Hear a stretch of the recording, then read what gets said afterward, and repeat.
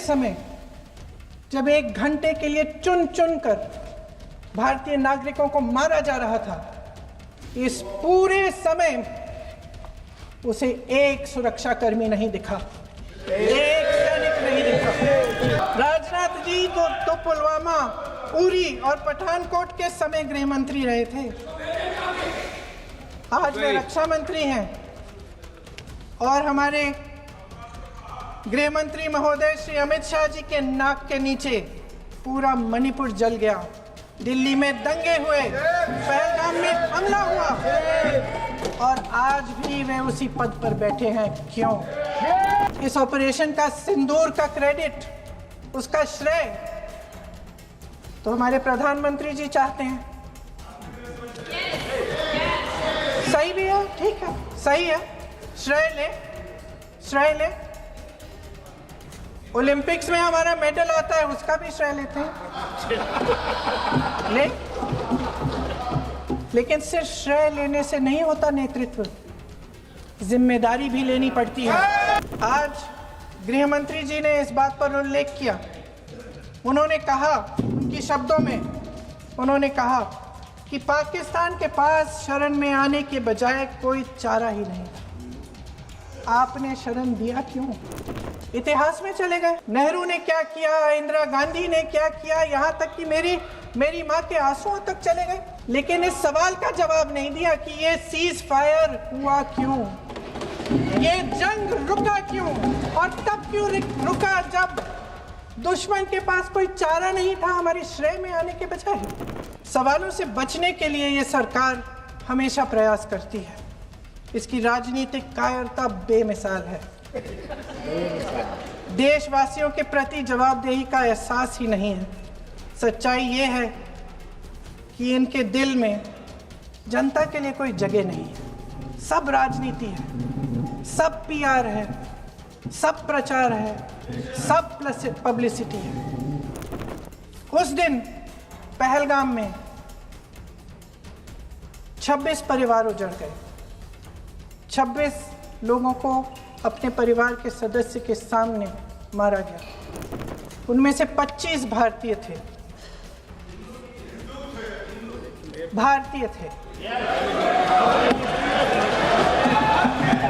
श्रीमती प्रियंका गांधी वाड्रा।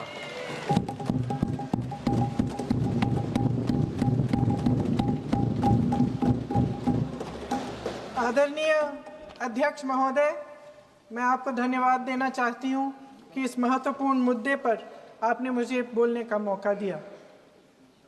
ये अलग बात है कि सत्ता पक्ष के लोग सब मेरे बोलने से पहले ही भाग गए।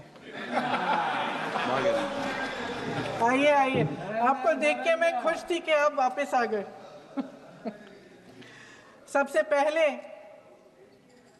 मैं उन सैनिकों, उन जवानों, उन अफसरों को नमन करना चाहती हूँ जो हमारे देश के रेगिस्तानों में, हमारे देश के घने जंगलों में, बर्फीले पहाड़ियों पे हमारी देश की रक्षा करते हैं, जो हर पल देश के लिए अपनी जान देने के लिए तैयार रहते हैं। 1948 से लेकर अब तक, जब से पाकिस्तानी रेडर्स ने कश्मीर पे हमला किया, तब से लेकर अब तक हमारे देश की अखंडता की रक्षा करने में उनका बड़ा योगदान है। हमारी आज़ादी अहिंसा के आंदोलन से हासिल हुई, लेकिन जैसे मैंने कहा, उसको कायम रखने के लिए हमारी सेना का बहुत बड़ा योगदान है। अध्यक्ष महोदय, कल मैं सदन में बैठी हुई सबके भाषण सुन रही थी। आदरणीय रक्षा मंत्री महोदय ने बोला, सत्ता पक्ष के कई मंत्रियों ने बोला। 1 घंटे का रक्षा मंत्री जी का लंबा भाषण था। सुनते सुनते एक बात मुझे बहुत खटक रही थी। उसके बाद जब दूसरे भाषण भी सुने आपके सत्ता पक्ष के, तब भी ये बात बार बार मेरे मन में आ रही थी कि सारी बातें कर ली, ऑपरेशन सिंदूर की बात कर ली, आतंकवाद की बात कर ली, देश की रक्षा की बात कर ली, इतिहास का पाठ भी पढ़ा दिया, लेकिन एक बात छूट गई। उस दिन 22 अप्रैल 2025 को जब 26 देशवासियों को अपने परिवार के सदस्यों के सामने खुलेआम मारा गया, तो ये हमला कैसे हुआ, क्यों हुआ?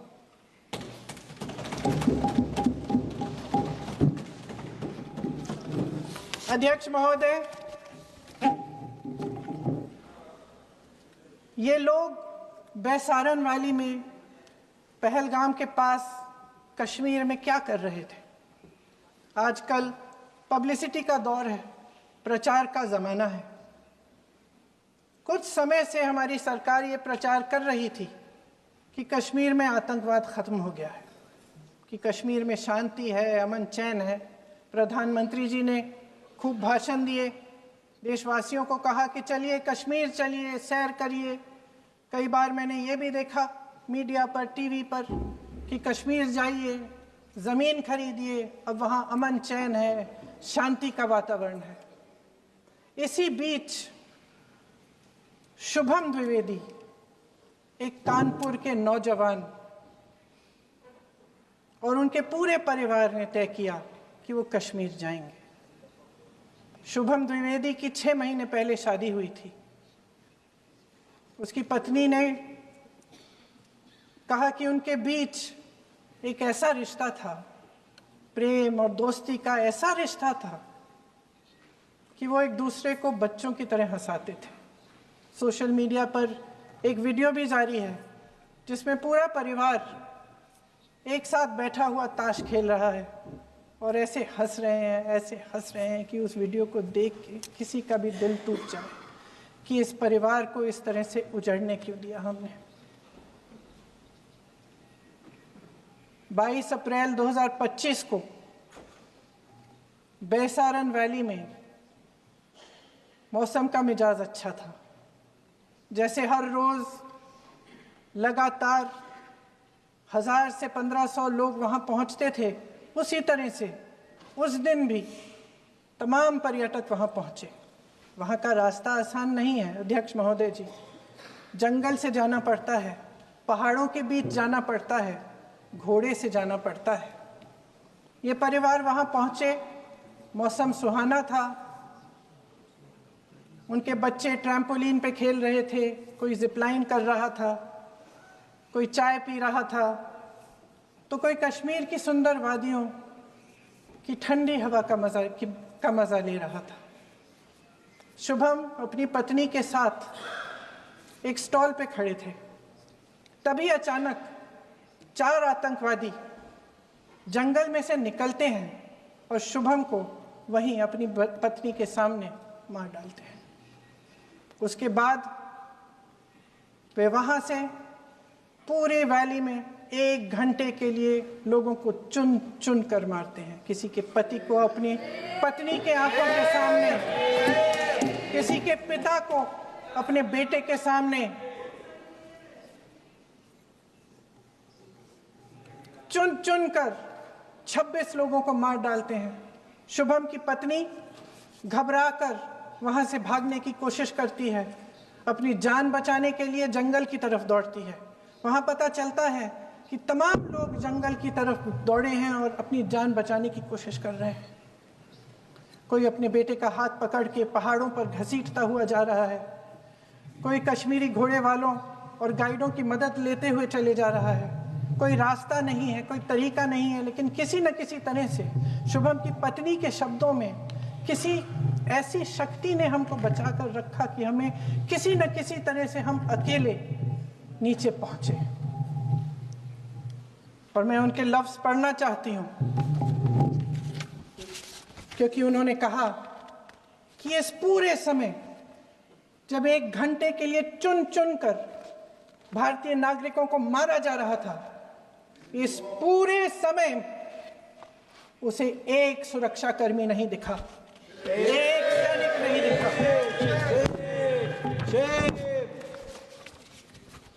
शुभम की पत्नी ने कहा, कोट, मैंने अपनी दुनिया को खत्म होते हुए देखा।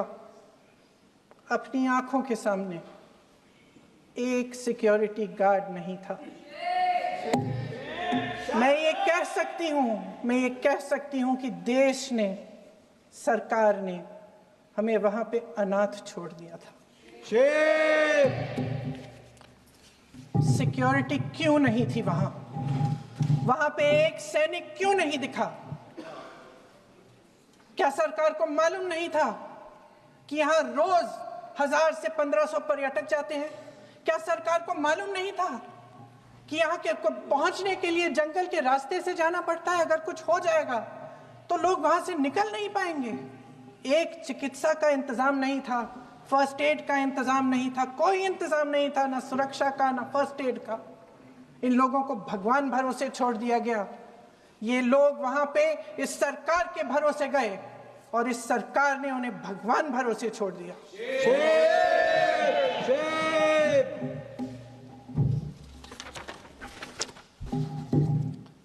मैं पूछना चाहती हूं, ये किसकी जिम्मेदारी थी? इस देश के नागरिकों की सुरक्षा की जिम्मेदारी किसकी है? क्या इस देश के प्रधानमंत्री की नहीं है? क्या इस देश के गृह मंत्री की नहीं है? क्या इस देश के रक्षा मंत्री की नहीं है? क्या एनएसए की नहीं है? अध्यक्ष महोदय, पहलगाम हमले से सिर्फ 2 हफ्ते पहले हमारे गृह मंत्री महोदय जी कश्मीर गए थे। किस लिए गए थे? जो सुरक्षा की व्यवस्था है इसको देखने के लिए गए थे, इसको रिव्यू करने के लिए गए थे और उन्होंने वहां कहा कि आतंकवाद पर विजय प्राप्त हुई है। ये 2 हफ्ते पहले है।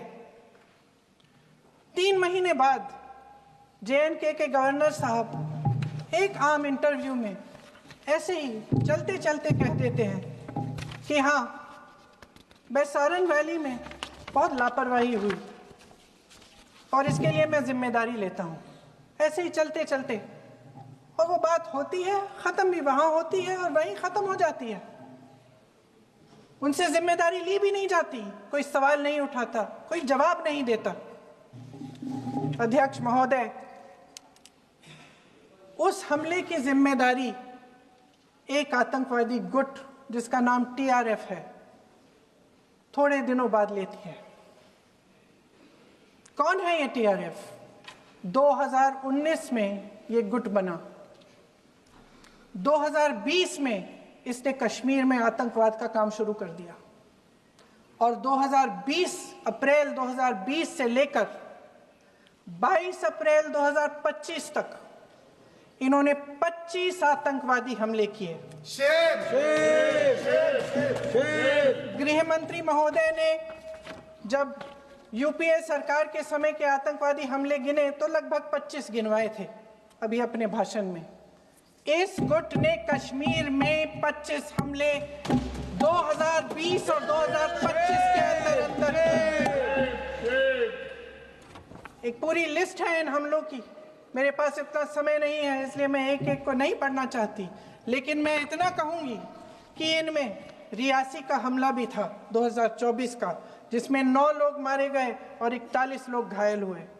कुल मिलाकर 2020 से लेकर 22 अप्रैल 2025 तक टीआरएफ ने 41 सेना और सुरक्षा कर्मियों की हत्या की, 27 सिविलियन की हत्या की और 54 लोगों को घायल किया था। भारत सरकार ने टीआरएफ को आतंकवादी संगठन का दर्जा कब दिया? 2020 में दिया, 2021 में दिया, 2022 में दिया, 2023 में दिया। 3 साल बाद, 3 सालों के लिए ये आतंकवादी गतिविधियां कर रहे हैं और आप इनको आतंकवादी संगठन तब कहते हैं 2023 में? इसकी क्या वजह थी?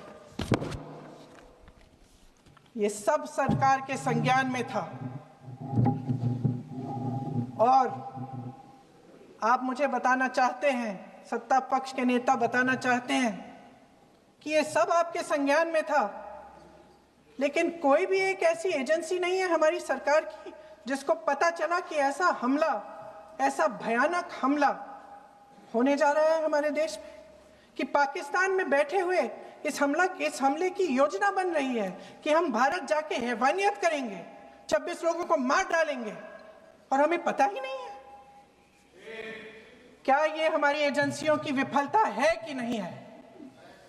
ये बहुत बड़ी विफलता है, ये एक बहुत बड़ी विफलता है। जानते थे कि ये गुट है, जानते थे कि 5 सालों से ये आतंकवादी हमले कर रहा है, अध्यापकों को मारा, आर्मी के बड़े बड़े अफसरों को मारा, आम जनता को मार डाला, पुलिस वालों को मार डाला, और आप इन पे निगरानी नहीं रख रहे थे। और ये जो एजेंसियां हैं, इनकी जिम्मेदारी कौन लेगा? क्या आईबी चीफ ने अपना इस्तीफा दिया? क्या किसी ने इस्तीफा दिया? गृह मंत्री जी के कार्य क्षेत्र में आता है इंटेलिजेंस ब्यूरो। क्या गृह मंत्री जी ने इस्तीफा दिया? इस्तीफा छोड़िए, जिम्मेदारी ली।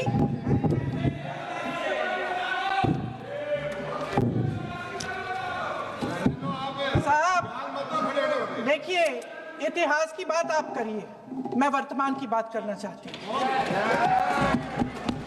आपको तो एक बहाना चाहिए, आपको तो एक बहाना चाहिए। पूरे परिवार का नाम गिनवा देते हैं। अरे अपनी जिम्मेदारी खुद लीजिए। 11 सालों के लिए तो सत्ता में आप हैं। नेहरू को छोड़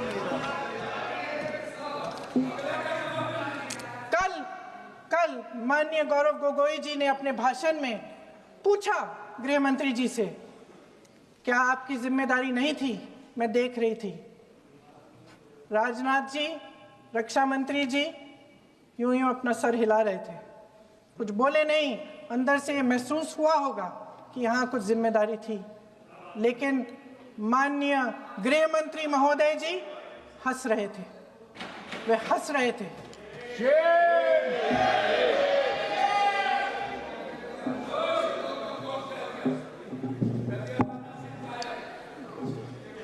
अध्यक्ष महोदय, कल सत्ता पक्ष और आज भी सत्ता पक्ष के नेताओं ने 2008 के मुंबई के हमलों का जिक्र किया, बार बार कहा कि मनमोहन सिंह जी की सरकार ने कुछ नहीं किया।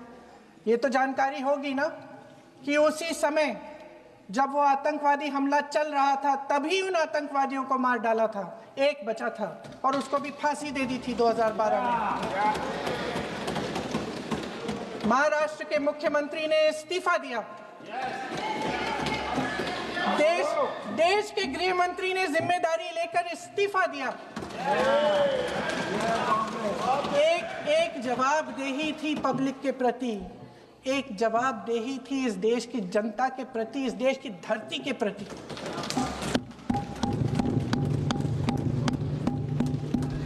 राजनाथ जी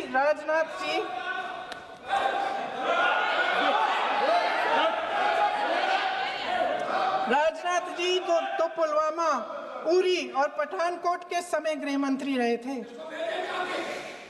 आज वे रक्षा मंत्री हैं और हमारे गृह मंत्री महोदय श्री अमित शाह जी के नाक के नीचे पूरा मणिपुर जल गया, दिल्ली में दंगे हुए, पहलगाम में हमला हुआ, और आज भी वे उसी पद पर बैठे हैं। क्यों? अध्यक्ष महोदय, बमबारी से अखबारों के हेडलाइन बनते हैं, मगर कहानी सुरक्षा में की चूक में भी है। आज देश खोखले भाषण नहीं सुनना चाहता, देश जवाब चाहता है, तसल्ली चाहता है कि सच उससे छिपाया नहीं जाएगा। देश जानना चाहता है कि उस दिन अप्रैल 22, 2025 को क्या हुआ और क्यों हुआ। आप तो खुद अपनी पीठ थपथपाने में लगे रहते हैं।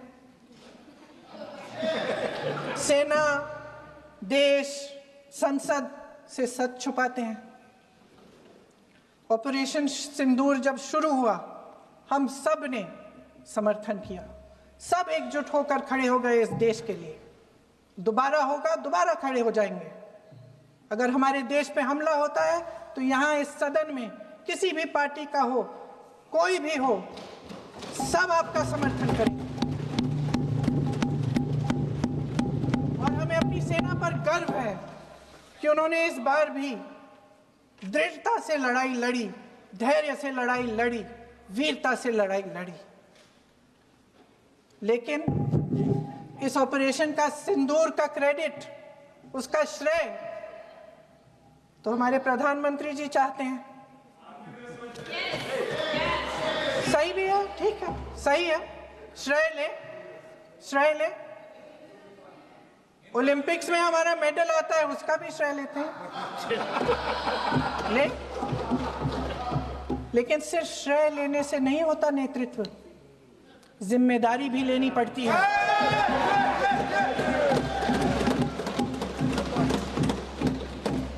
देश के इतिहास में ये पहली बार हुआ, देश के इतिहास में ये पहली बार हुआ कि जंग होते होते ही रुक गई है जी। और इस रुकावट का ऐलान हमारी सरकार, हमारी सेना नहीं करती, अमेरिका के प्रेसिडेंट करते हैं, अमेरिका के राष्ट्रपति करते हैं। ये हमारे प्रधानमंत्री महोदय की गैर जिम्मेदारी का सबसे बड़ा प्रतीक है। आज गृह मंत्री जी ने इस बात पर उल्लेख किया। उन्होंने कहा, उनके शब्दों में उन्होंने कहा कि पाकिस्तान के पास शरण में आने के बजाय कोई चारा ही नहीं था। आपने शरण दिया क्यों? वो आते हैं आपके देश के अंदर, लोगों को मार डालते हैं और आप उनको शरण दे रहे हैं। क्यों दिया शरण? इसका जवाब क्यों नहीं दिया है एक भी भाषण में?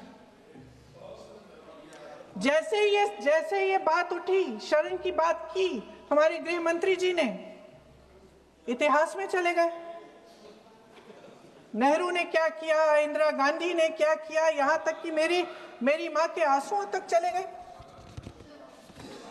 लेकिन इस सवाल का जवाब नहीं दिया कि ये सीज फायर हुआ क्यों, ये जंग रुका क्यों, और तब क्यों रुका जब दुश्मन के पास कोई चारा नहीं था हमारे श्रेय में आने के बजाय।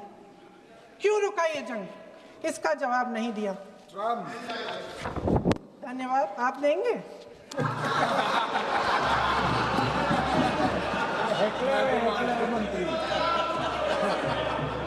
देना भाई देना, आपको टाइम मिलेगा तो। टाइम नहीं मिलेगा आपको शायद। वैसे महोदय, मेरी माँ की आंसू की बात किए, मैं इसका जवाब देना चाहती हूँ। मेरी माँ के आंसू तब गिरे जब उनके पति को आतंकवादियों ने शहीद किया, जब वे मात्र 44 साल की थी। और आज अगर मैं इस सदन में खड़ी हूं और उन 26 लोगों की बात कर रही हूं, मैं इसलिए कर रही हूं क्योंकि मैं उनका दर्द जानती हूं, महसूस करती हूं।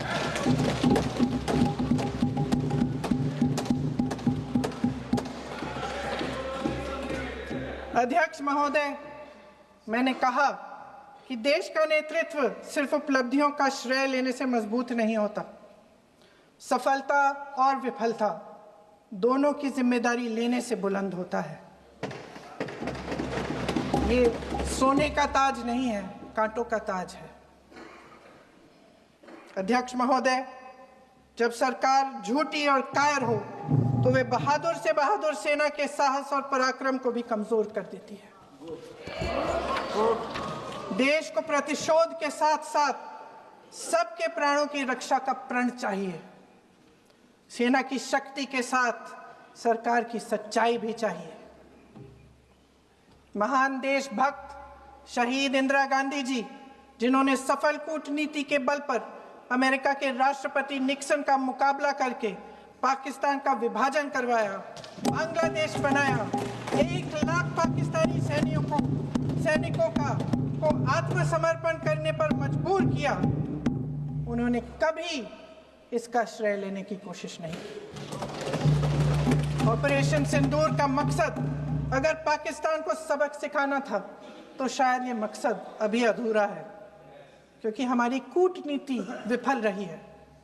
इसका प्रमाण यही है कि ऑपरेशन सिंदूर के बाद एक पाकिस्तानी जनरल जिसके हाथ खून से रंगे थे, अमेरिका के राष्ट्रपति के साथ बैठकर लंच खा रहे थे। अगर ऑपरेशन सिंदूर का मकसद आतंकवाद को खत्म करने का था तो पाकिस्तान को संयुक्त राष्ट्र के आतंकवाद विरोधी समिति का अध्यक्ष चुने जाने से इस मकसद को धक्का लगा है। इसकी जिम्मेदारी कौन लेगा? क्या हमारे प्रधानमंत्री लेंगे? क्या उनमें ये हिम्मत है? नहीं है। अगर इस ऑपरेशन के दौरान हमारे जहाजों का नुकसान नहीं हुआ तो सदन में इसे साफ साफ कहने से क्या डर है? क्यों नहीं कहा है? कल भी रक्षा मंत्री जी ने कहा कि हमारे इंफ्रास्ट्रक्चर का नुकसान नहीं हुआ, तो जहाजों के बारे में भी बता दें, साफ साफ बता दें, क्या हर्ज है? सच्चाई तो है। सवालों से बचने के लिए ये सरकार हमेशा प्रयास करती है। इसकी राजनीतिक कायरता बेमिसाल है। देशवासियों के प्रति जवाबदेही का एहसास ही नहीं है। सच्चाई ये है कि इनके दिल में जनता के लिए कोई जगह नहीं है। सब राजनीति है, सब पीआर है, सब प्रचार है, सब पब्लिसिटी है। देश की जनता के लिए आपके हृदय में कुछ नहीं रहा। बहुत समय हो गया है आप इस प्रचार में ही लिप्त हैं, जनता को देख नहीं पा रहे हैं। जी माननीय, जो पहलगाम में हुआ, खत्म करती हूँ, जो पहलगाम में हुआ उससे हर एक देशवासी के दिल पे चोट पहुंची है। हिमांशी नारवाल की गुहार ने हम सबको शर्मिंदा किया है। इसीलिए मैं आज यहाँ खड़े हुए एक आखिरी बात करना चाहती हूँ।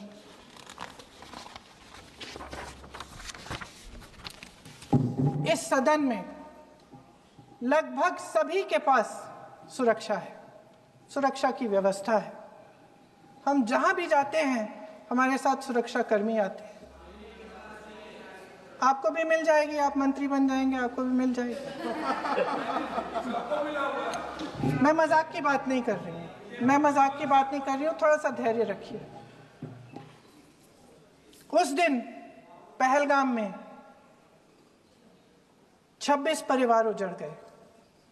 26 लोगों को अपने परिवार के सदस्य के सामने मारा गया। 26 बेटे, पति, पिता गुजर गए। उनमें से 25 भारतीय थे।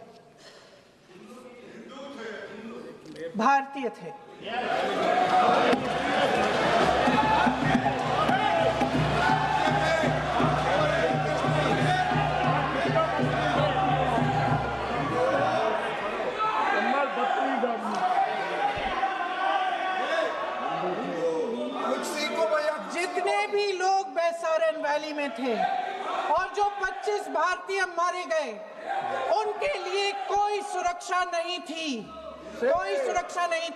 आप कितने भी ऑपरेशन कर डालें, आप इस सच्चाई के पीछे छुप नहीं सकते, इसे नकार नहीं सकते। आपने उनको सुरक्षित नहीं किया।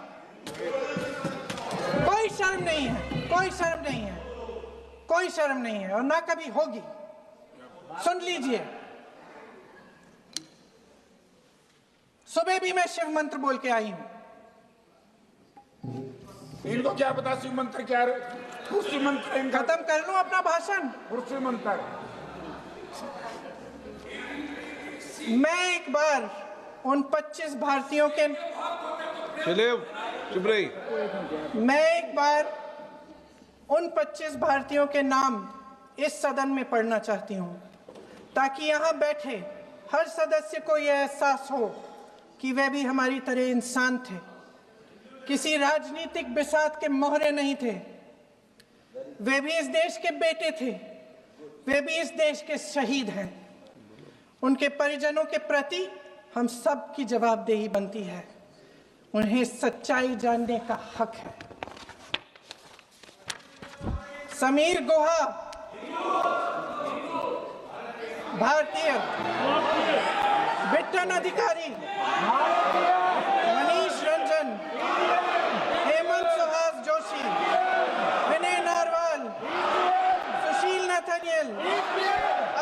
खान पोने, सैयद आदिल हुसैन शाह, माननीय नीरज प्लीज वानी, एन रामचंद्रन, संजय Please. लक्ष्मण लेले, माननीय प्लीज दिनेश अग्रवाल, नो दिलीप दिल से, no Prashant Kumar Satpathy, JS Chandramouli,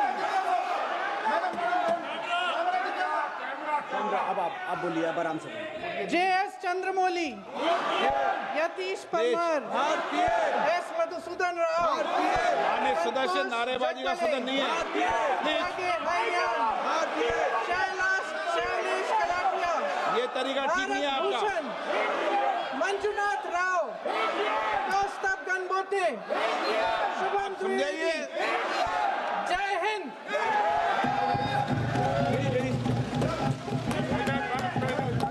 doctor Shrikant